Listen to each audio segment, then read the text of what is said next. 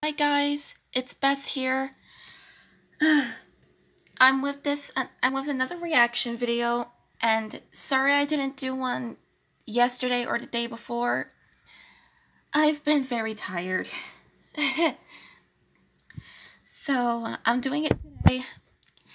We're reacting to The Lovers and the Dreamers Chapter 4, A Nightly Visitor. I think we know what happens here a little bit, but I won't tell. And as always, I will put her channel in the description below so you guys can go and check her out. And let's get started in 3, 2, 1, press play. The Lovers and the Dreamers by Elizabeth Scarhart. Illustrated by the Mayor of Halia. Narrated by Elizabeth Scarhart. Chapter 4. A Nightly Visitor. Uh-oh. That night, Papyrus found himself in a dark void. He looked around, seeing nothing but blackness. It was a world devoid of light. Even glowing his eyes didn't make a difference. Papa! A familiar voice called. Papyrus turned to see Sans, though how he could see anything in this place was a mystery to him.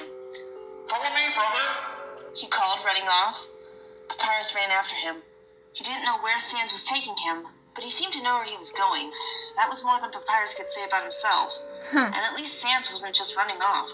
He would stop every so often to look back and make sure Papyrus was still with him. Where are we going? Papyrus finally asked as he started to run out of breath. Sans stopped and turned, smiling at Papyrus. Uh-oh. Nowhere at all. Uh-oh. It was then that his skull began to melt, revealing a black, sticky form underneath it. Ooh. His clothes slipped off into the puddle of white melted bone. Black, dripping tentacles sprung out of his back, waving around. Where Papyrus's brother once stood was a creature, similar in shape, but completely black, covered in ooze, and bearing only one off-center eye and a pure white, toothy grin. This is gonna be bad. Who are you? Papyrus demanded. Where is my brother? The being eased.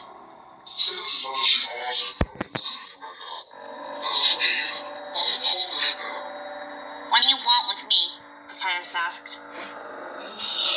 Nightmare replied.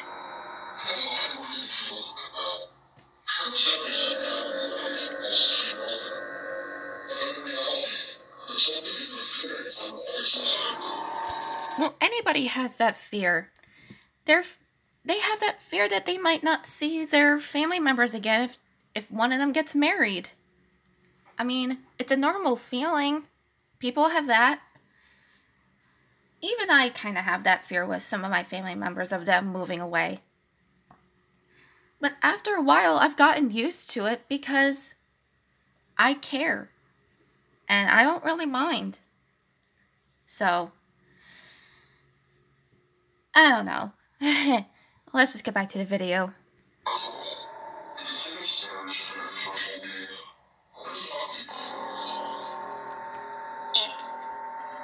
It's just paranoia, isn't it?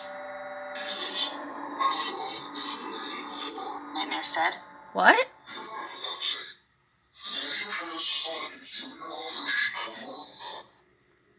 The area began to change. It grew blistering hot. Papyrus could see lava around them. What? He recognized it. The sweltering heat, the sounds of steam and turning gears, the smell of metal. And I realized that song from somewhere in Undertale. I think this was Flowey's. I think. I don't know. Sorry if I'm interrupting. Back to the video. An industry. It was the core. His parents used to work there. Uh-oh. His mother had been the royal scientist after all, and his father was her assistant. Pat could see them there now, as dark shadows fussing over buttons and controls.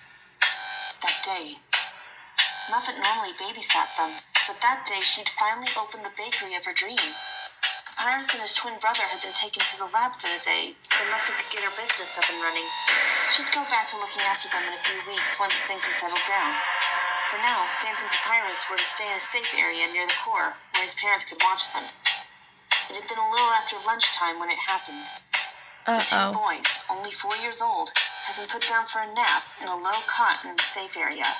Papyrus had woken up thirsty and had gone to the window where he could see his parents. He was about to call to them when there had been a loud, fiery explosion. Papyrus watched it all play out in front of his eyes for... He'd lost track of how many times he'd seen this in his dreams. He heard his own younger voice scream, crying at the top of his lungs for his mommy and daddy to come for them. His screams woke his brother, whom Papyrus held onto instinctively. Because he was so much taller, Sans could not see the flame-ridden carnage just outside the window. Eventually, the royal guard had found them after hours of Papyrus sitting there holding his brother, wailing until his voice was almost gone. The guards gently told the two boys that their mother had died. The explosion had pushed her into the core. They were then taken to their father, who looked down at the two. Papyrus and Sans hugged him in relief, but it was short-lived. Hello, children. What happened? Their father asked. The boys backed up, not believing it. Papyrus told his father to stop joking around, but it was no joke. The doctor explained that their father had lost all of his memories, likely permanently. As the shadows faded, Papyrus could not control his tears. Nightmare made a pitying sound with his tongue. You idiot.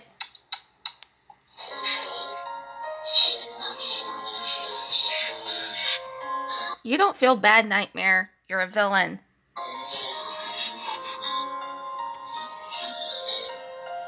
No, Papyrus couldn't make himself believe this being. I wasn't.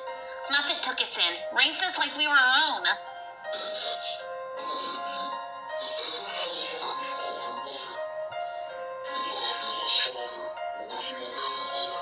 Nightmare reminded him.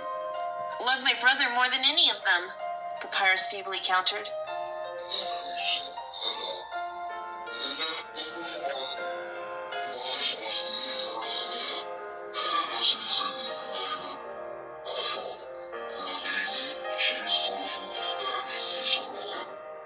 Wow, that is some insult you gave to him. He smokes because he's trying to deal with everything. Smoking helps people through pain a little bit. Papyrus felt cold down to his marrow. It was a thought he'd been trying to stave off. But Nightmare was right. No, he's not. Sans was going to abandon him, just as his father had. But Underswap Sans isn't like that. He may don't like his brother sometimes, but that's for the things he's doing. He doesn't literally hate his brother, and he's not going to abandon him. I bet in one of these episodes, if Papyrus is going to ask him if he's ever going to leave me, I'm sure Underswap Sans is going to be like, no, I love you too much. I would never leave someone behind. Or something like that. I don't know. But I know deep down, Underswap Sans is never going to leave his brother behind. The tears came faster as he curled in on himself, admitting defeat. What do I do? He whimpered. Nightmare told him.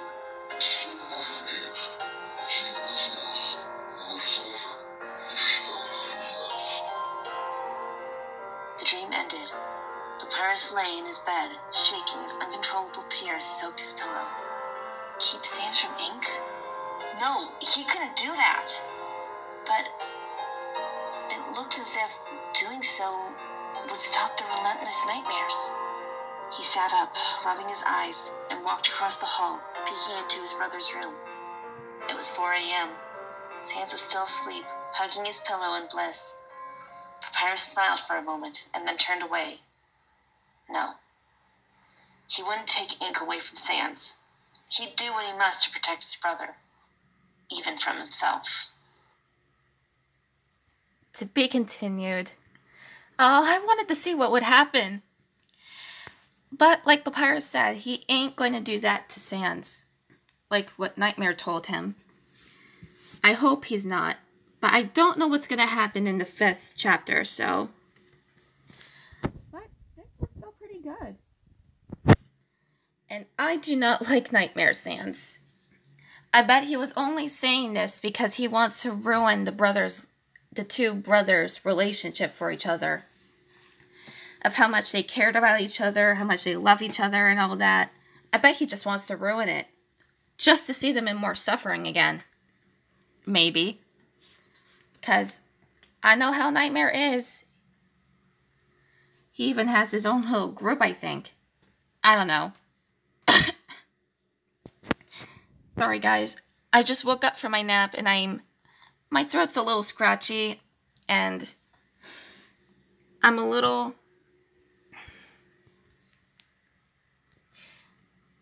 getting a little bit of the sniffles. So I'm okay. But yeah, I don't know what's going to happen next. And I'm a bit surprised and confused of what is going to happen next because I'm also excited. But that is it for this video. Make sure you comment, like, and subscribe, and I'll see y'all in Chapter 5. Bye-bye, everyone.